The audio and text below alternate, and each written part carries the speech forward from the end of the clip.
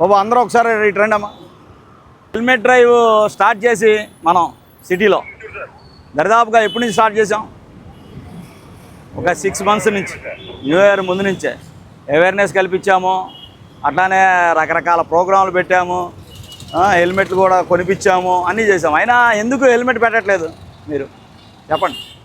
Helmet పెట్టకపోవడానికి కారణం ఏమైనా ఉందా? ఏమా హెల్మెట్ పెట్టుకొని క్యారీ చేస్తా, అది ఒక క్యారీ బ్యాగ్ లాగా చేసుకుంటా, పోలీసులు చూడగానే ఇలా పెట్టుకోండి, ఇలా పెట్టుకుంటే ఆ పెట్టుకునే కంగారులో నువ్వు పడిపోతావు. అట్లానే ఈయనే ఉన్నాడు ఇప్పుడే, జస్ట్ హెల్మెట్ ఇలా పెట్టుకున్నాడు, ఆ క్యారీ బ్యాగ్లో ఒక కవర్ ఉంది, ఆ కవర్ కళ్ళలో పడిపోయింది. పడిపోతావు లేదా? నువ్వు పడిందిగా పక్కన వాళ్ళు కూడా పడతారు కదా.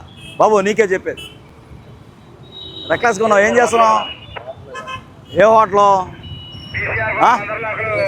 నీకు అసలు ఆ కాన్సెప్టే లేదు. మనం ఏమన్నా చిన్న తప్పు చేసామా? ఎవరి కోసం చెప్తున్నా? ఏమి లేదు. చెప్పేది మీకోసమే. హెల్మెట్ ఉండి బతికిన వాళ్ళు చాలామంది ఉన్నారు, చచ్చిపోయిన వాళ్ళు చాలామంది ఉన్నారు, కోమాలోకి వెళ్ళిపోయి రోడ్ల మీద ఉండే హాస్పిటలైజ్ అయిన వాళ్ళు వచ్చిన మంది ఉన్నారు పొద్దున్నుంచి. ఈవెన్ మా సిగ్మా సార్ ఎస్ఐస్, మా కానిస్టేబుల్స్ హెల్మెట్ లేక కోమాలోకి వెళ్ళిపోయి వాళ్ళ ఫ్యామిలీస్ రోడ్డు మీదకి వెళ్ళిపోయిన వాళ్ళు చాలామంది ఉన్నారు. తల అనేది మీకు కింద పడంగానే దెబ్బ కూడా కనపడదు, ఒక్కొక్కసారి లోపల ఇంటర్నల్ బ్లీడింగ్ అయిపోయి. నా క్లోజ్ ఫ్రెండ్ చనిపోయాడు, ఒక లాయర్. దెబ్బ లేదు, నుంచున్నాడు, ఒక అరగంట వెళ్ళాడు, అరగంట అట్లా కూర్చున్నాడు, అంతా బాగానే ఉందన్నాడు. ఆయన కూడా పంపించేసాడు అవతలని మంచితనంగా. వెళ్ళి జస్ట్ ఊరికే చూపిద్దామని హాస్పిటల్కి వెళ్తే ఆంధ్ర హాస్పిటల్లో ఒక్క పావు గంటలోనే కొలాప్స్ అయిపోయాడు. అట్లానే కోమాలోకి వెళ్ళాడు, సాయంత్రానికి చనిపోయాడు.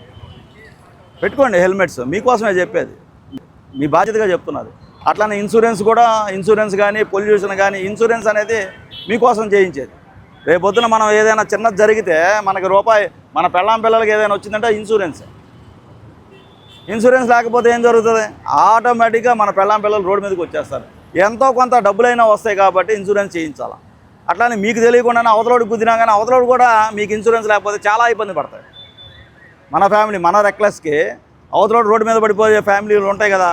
పొట్టగొట్టి కోసం పని చేసుకునే వాళ్ళు ఉంటారు. ఆడు పట్టాడంటే ఆడి కాలు ఇరిగింది అనుకో, ఒక 6 నెలల పాటు ఆడి పిల్లలు రోడ్డు మీదకి వెళ్తారు. ఏదైనా చట్టాలు చెప్పేది మీకోసమే, మిమ్మల్ని ఇంప్లిమెంట్ చేయడం కోసమే, మీ మంచి కోసమే. అలానే డ్రంక్ అండ్ డ్రైవ్ ఉంటుంది. ఆ డ్రంక్ అండ్ డ్రైవ్లో తాగాడు నడిపాడు అంటే ఏదైనా యాక్సిడెంట్ జరిగిందనుకో, అది ఈక్వలెంట్ టు మర్డర్ కేసు కడతారు. ఎందుకని? తాగి నడిపితే యాక్సిడెంట్ జరుగుతుందని తెలిసి, అందులో ఒక క్లాజ్ ఉంది, అర్థమైందా? అట్లానే మైనర్స్కి మన వాళ్ళందరూ కూడా పిల్లలకి బళ్ళు ఇస్తున్నారు. దేనికి?